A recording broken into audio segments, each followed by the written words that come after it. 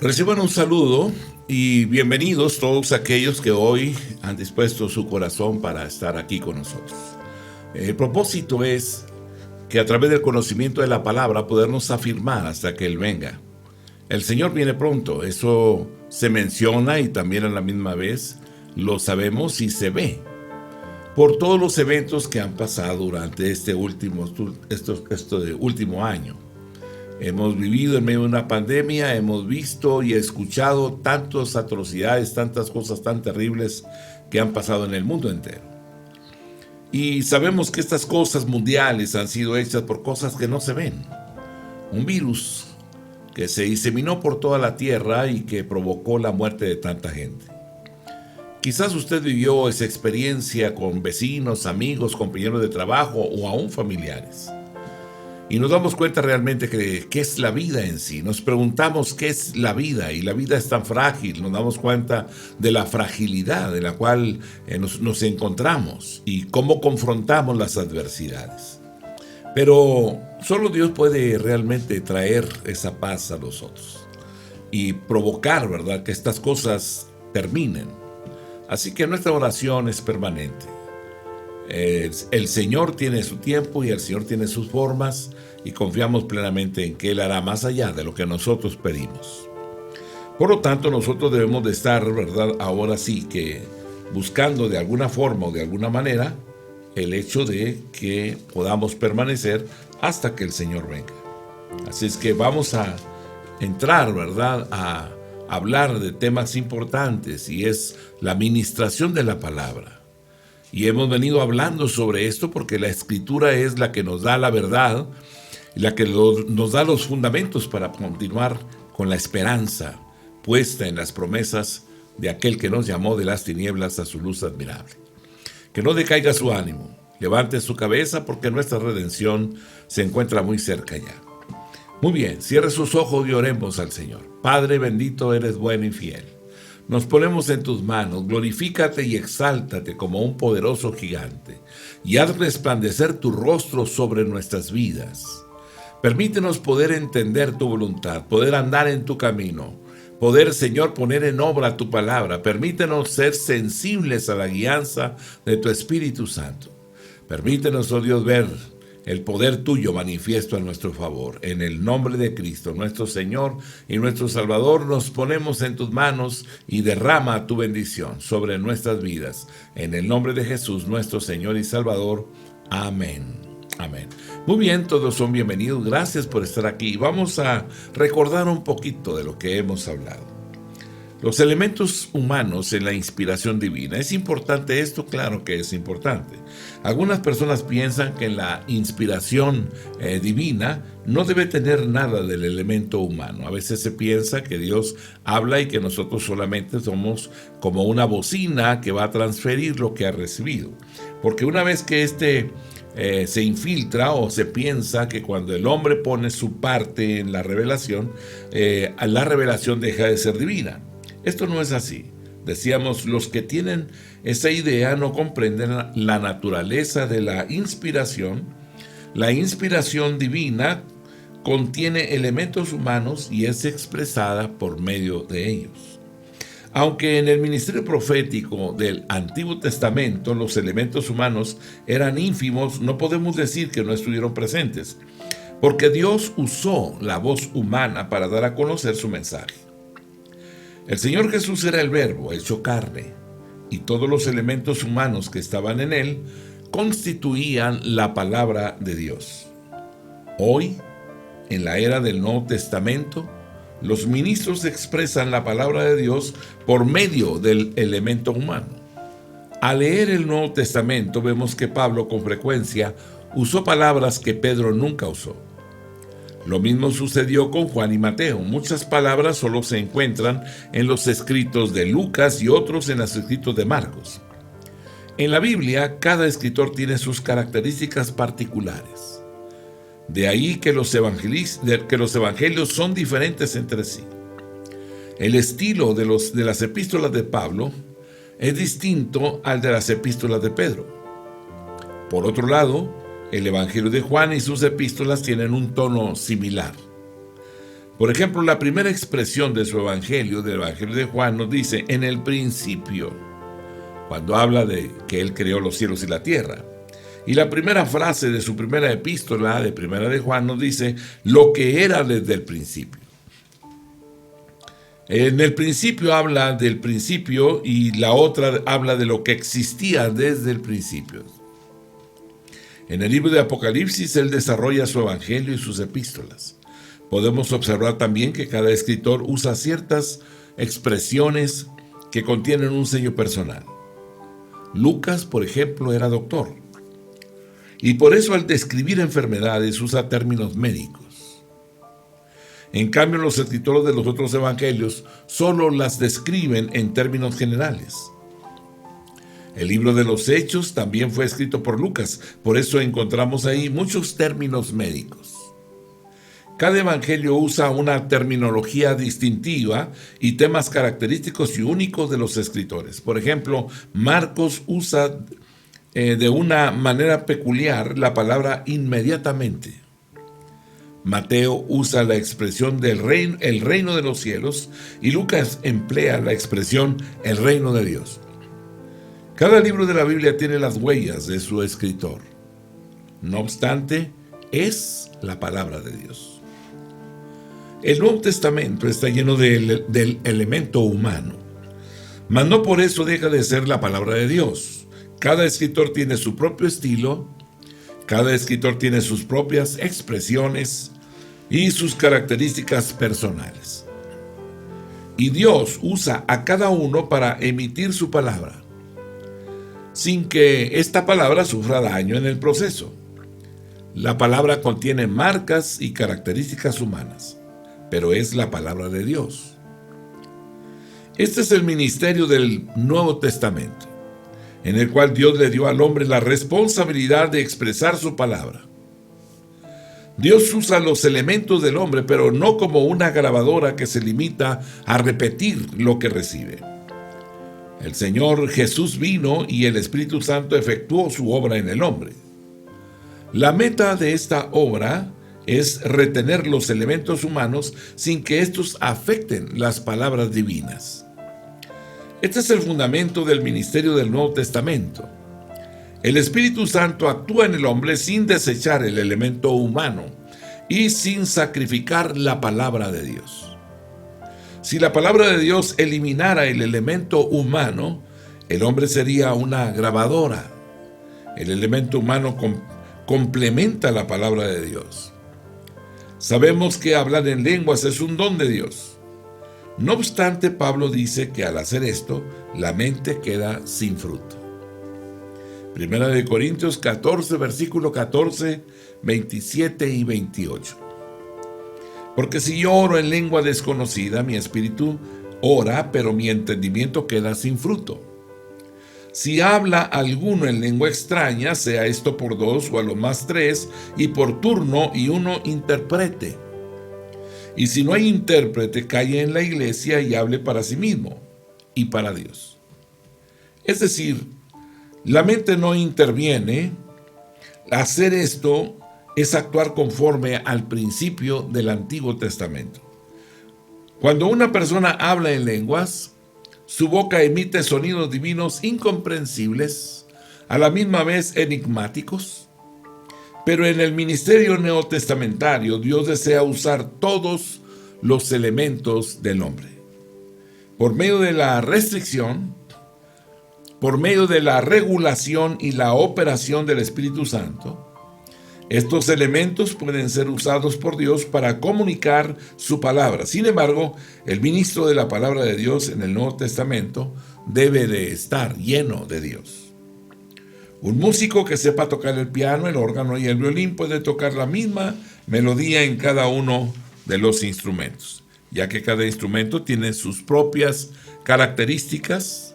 La música producida por cada uno también diferirá.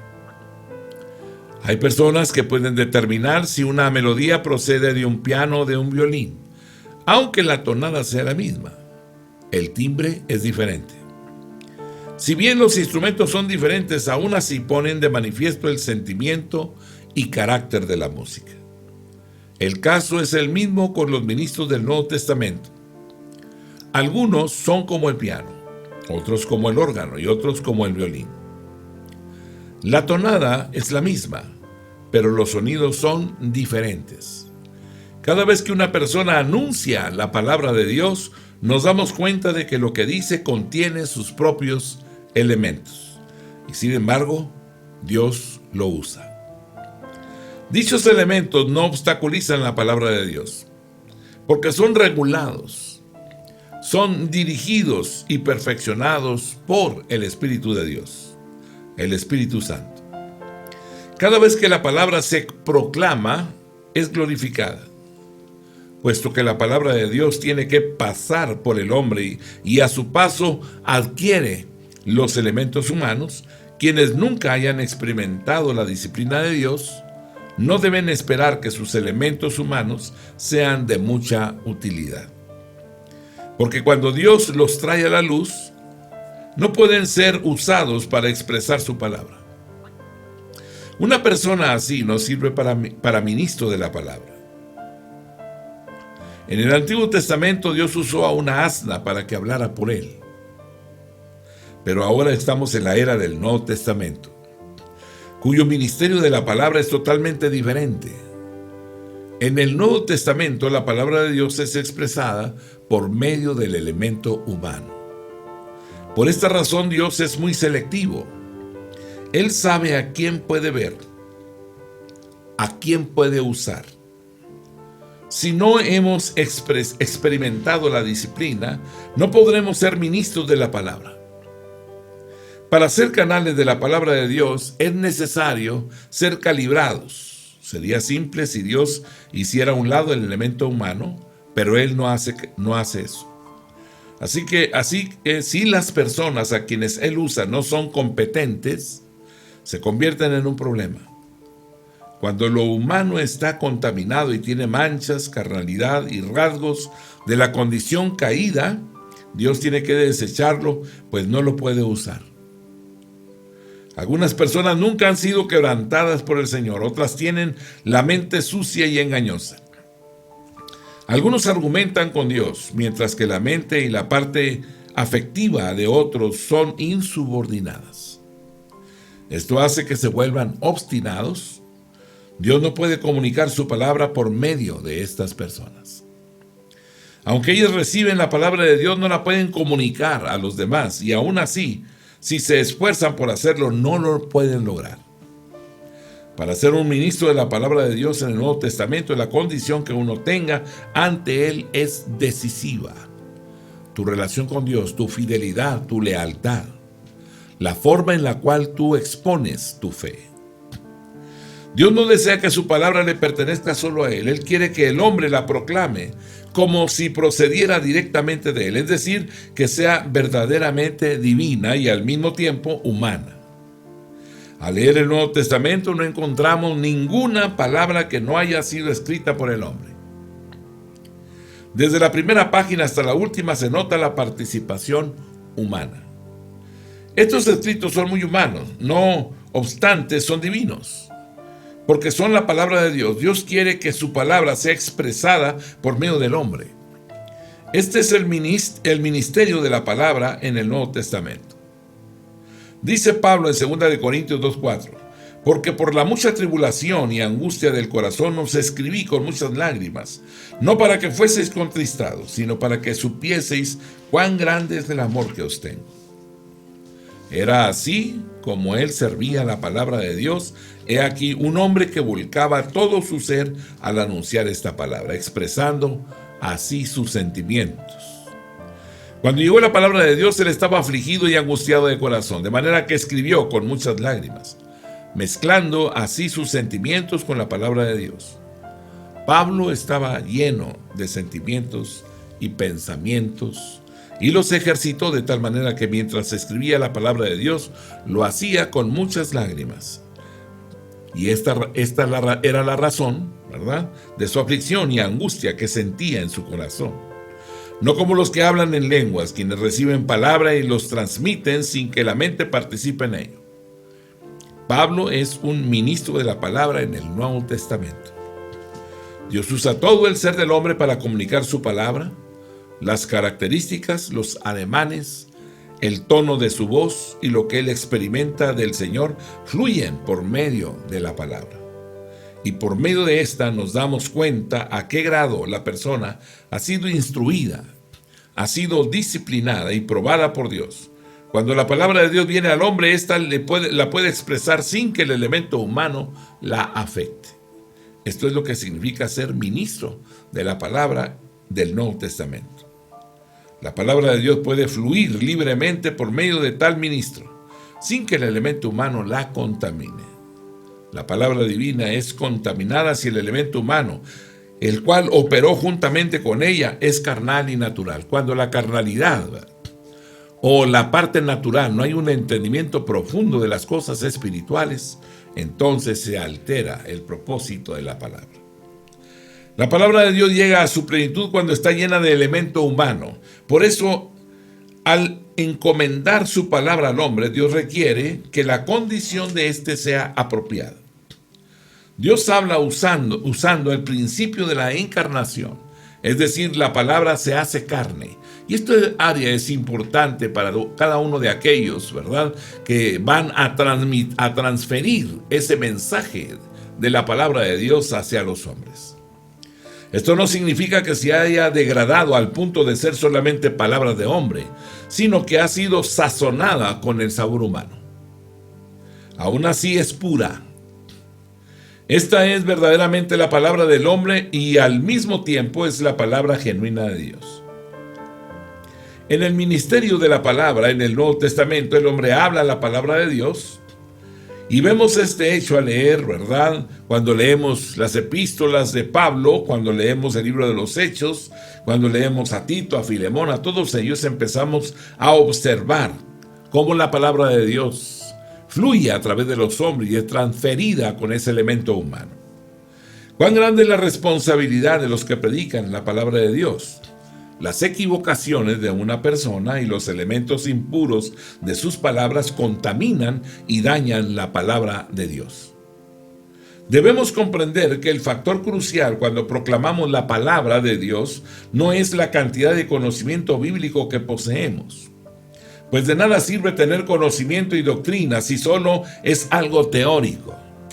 Se puede predicar mucho acerca de estas cosas sin ser parte de ellas.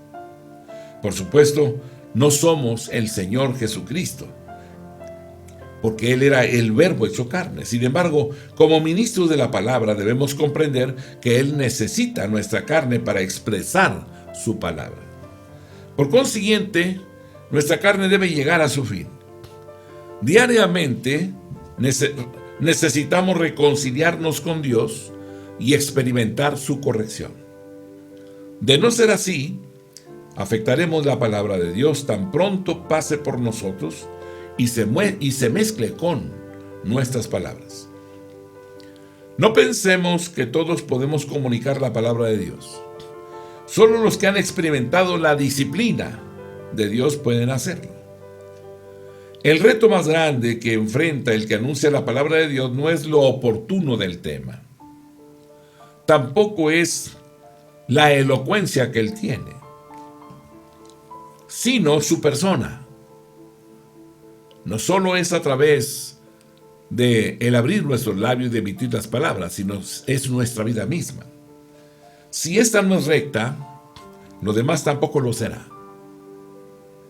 Quiera Dios mostrarnos la manera de servir en el ministerio de la palabra. Debemos recordar que predicar no es un asunto sencillo, puesto que es el servicio de la palabra de Dios a su pueblo.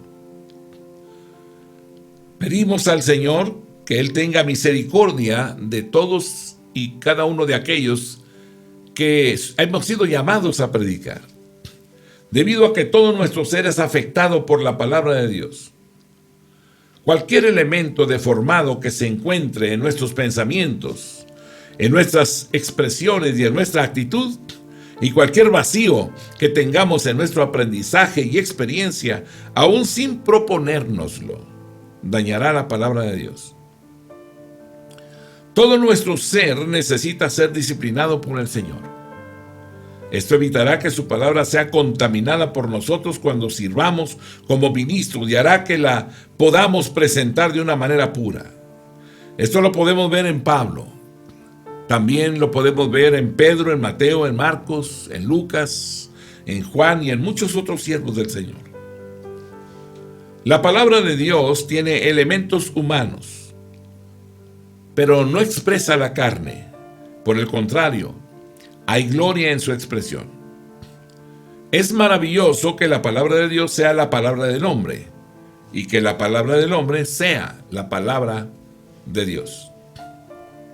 La Biblia nos muestra que Dios difunde su palabra de una manera que va más allá de lo que podemos pensar. Porque quizás nosotros pudiésemos pensar en dos formas. En primer lugar, Dios pudo crear una grabadora, lo que nos permitiría escuchar lo que Dios dice palabra por palabra, literalmente, y eliminar la posibilidad de interpretarlo erróneamente. Además, todos podríamos oír la palabra de Dios sin ninguna contaminación, cuantas veces quisiéramos con solo retroceder la cinta. Pero esto no es lo que Él quiere. En segundo lugar, podemos pensar que Dios debía comisionar a los ángeles para que propagasen su palabra. En la Biblia podemos ver que en ciertas ocasiones los ángeles han llevado el mensaje al hombre, pero eso no era lo que Dios quería. De ser así, habría dictado sus palabras como preceptos, como hizo con los 10 mandamientos. Estos documentos o preceptos no tendrían ningún error ni ningún indicio del elemento humano. Se puede pensar que esto eliminaría una gran cantidad de argumentos teológicos. Eliminaría un mundo de debates y herejías. Creemos que si la palabra de Dios se dictara palabra por palabra, ¿sería más fácil entenderla?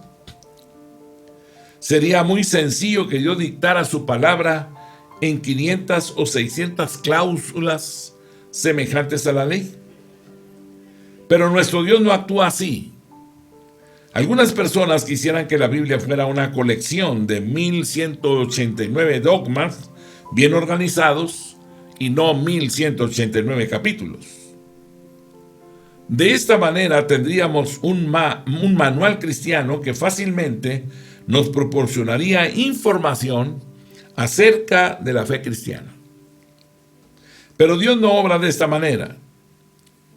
Debemos recordar que los rasgos humanos son una característica que siempre está presente en la palabra de Dios. Dios escogió al hombre para que fuera ministro de su palabra, porque desea que ella posea el elemento humano. Este es un principio básico. El elemento humano ocupa un lugar crucial en la palabra de Dios. Sin este, la Biblia no tendría ningún significado. Por ejemplo, el libro de Gálatas, al hablarnos de la promesa de Dios, alude a la historia de Abraham. Si elimináramos de la Biblia esta historia, no entenderíamos en qué consiste la promesa de Dios. El Señor Jesús es el Cordero de Dios que redime al hombre de pecado. Juan capítulo 1, el versículo número 29. El siguiente día vio Juan a Jesús que venía a él y dijo: «He aquí el Cordero de Dios que quita el pecado del mundo». En el Antiguo Testamento se describe el sacrificio continuo de becerros y cabritos, empezando con el sacrificio que ofreció Abel en Génesis. Y luego, después de esto, describiendo lo que se ofrece en el libro de Levítico. El hombre hacía holocaustos a Dios continuamente, los cuales tipificaban al Señor Jesús como el Cordero de Dios, quien es propicio a los pecadores. David, por ejemplo, peleó las batallas y las ganó. Obedeció a Dios. Y fue un hombre cuyo corazón corresponde al de Dios.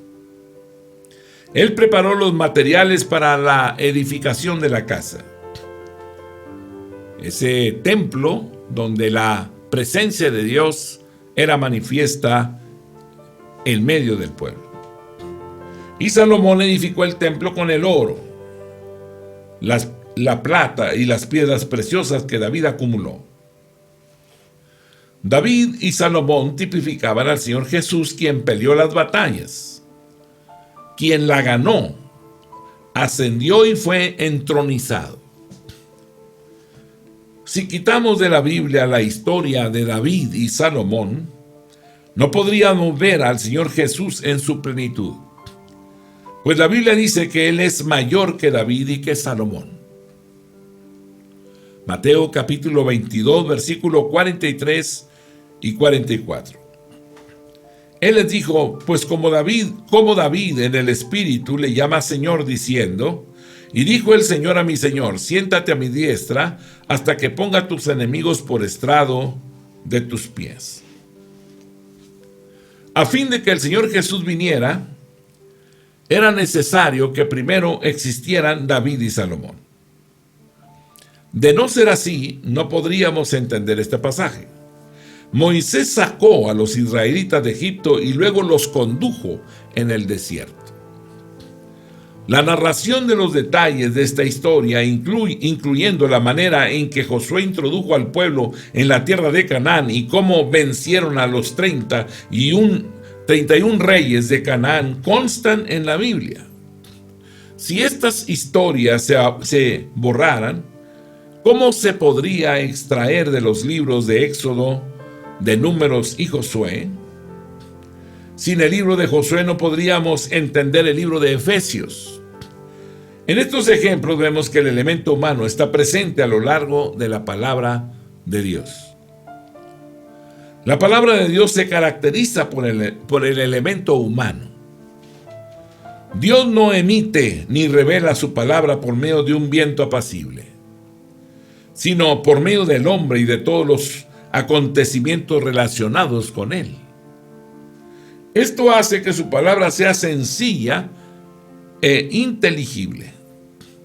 Dios habla así para que el hombre pueda entenderlo.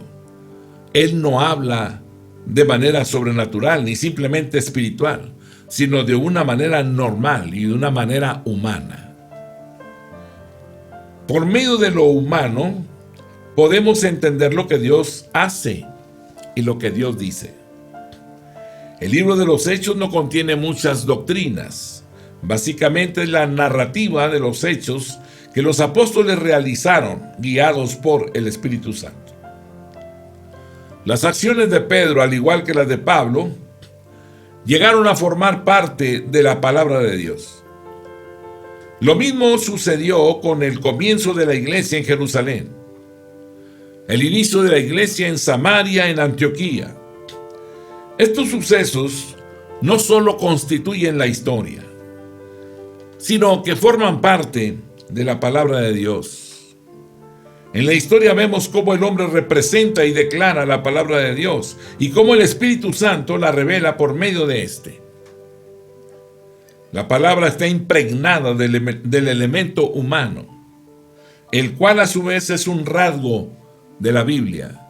Se distingue el rasgo humano en toda la palabra de Dios. La Biblia no es un libro de credos.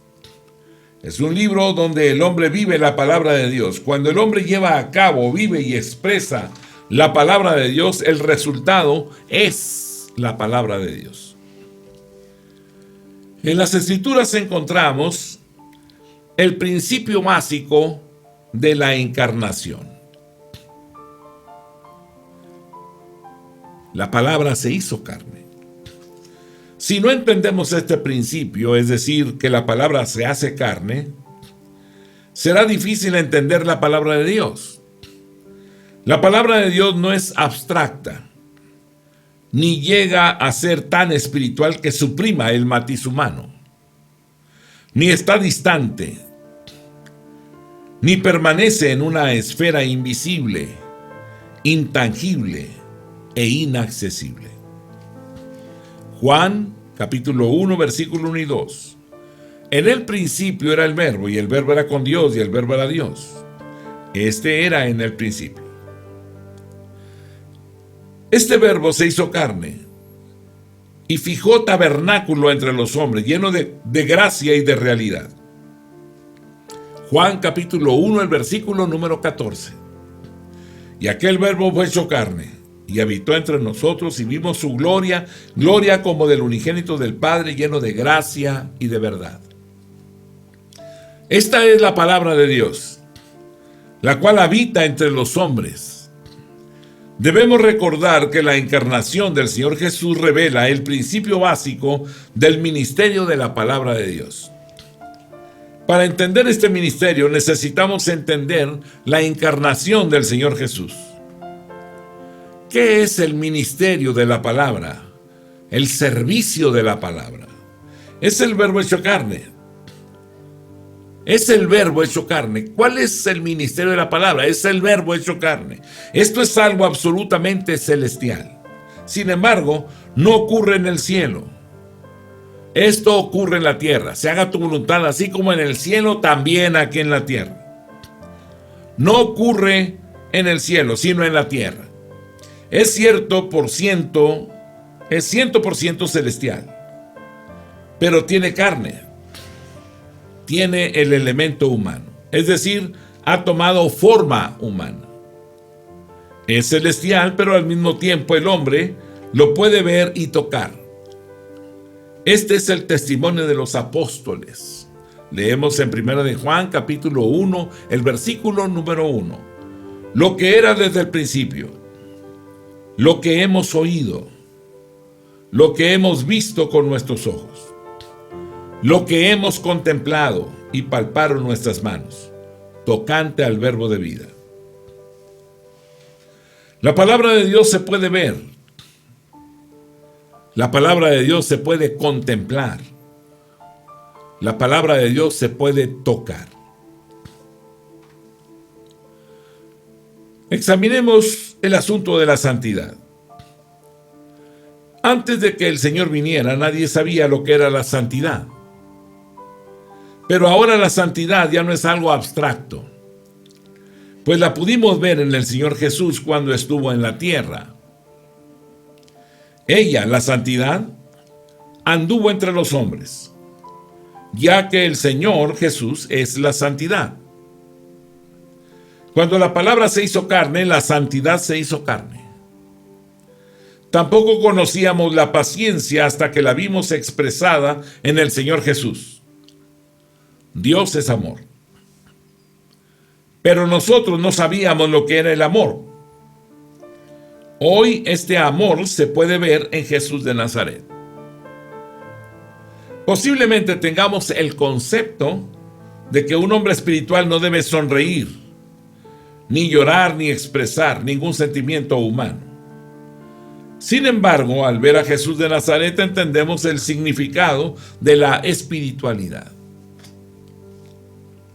Si la santidad, el amor, la paciencia, la espiritualidad y la gloria, esto es lo que significa que la palabra se haya hecho carne. Es decir, todas estas cosas se hicieron carne. Cuando tocamos esta carne, tocamos a Dios.